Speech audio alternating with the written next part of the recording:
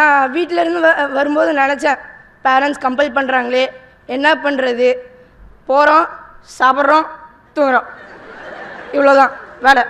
சாப்பிட்றோம், தூங்குறோம், சாப்பிட்றோம், தூங்குறோம். ஆனால் இங்கே வந்தது தெரிஞ்சுக்கிட்டேன், சாப்பிட்றது தூங்குறதும் பெருசு இல்லை, நம்ம என்ன கற்றுக்குறோங்கிறது தான் முக்கியம். என் பேர் ராக்கிங் ரோஹித். கேட்டாலே உங்களுக்கு ஒரு மாதிரி இருக்கும், என்னது இவன் இந்த மாதிரியெல்லாம் பேர் வச்சுருக்கான்னு. ஆனால் இங்கே தான் சொல்லி கொடுத்தாங்க, உன் பேருக்கு முன்னாடி ஏதாச்சும் பண்பு பெயர் போட்டு உன் பேரை சொல்லு, எல்லோரும் உன் நேமை நல்லா ஞாபகம் வச்சுருப்பாங்கன்னு. இப்போ சொல்லுங்கள், என் பேர் என்ன? இப்போ ஞாபகம் இருக்கா? இப்போ ரோஹித்னு சொல்லியிருந்தா உங்களுக்கு ஞாபகம் இருந்திருக்குமா? இருந்திருக்காது. இன்னொரு மேடம் சொன்னாங்க, கான்ஷியஸ் இஸ் த காடுன்னு. அப்போ அந்த கான்ஷியஸ் எங்கே இருக்குதுன்னு நான் புரிஞ்சுக்கிட்டேன்.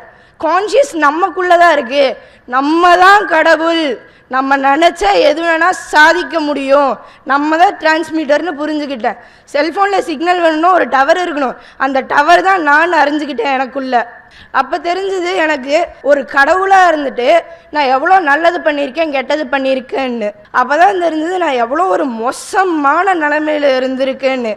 ஆனால் இப்போ நான் உறுதிமொழி கொடுக்குறேன், இனிமேல் அந்த ஒரு காரணத்துக்கு கூட நான் அந்த மாதிரி இருக்க மாட்டேன். நாங்கள் வரும்போது ஒரு பெரிய கல்லாக வந்தோம், என் ஆசிரியர்கள்லாம் என்னை சிலையாக செதுச்சாங்க.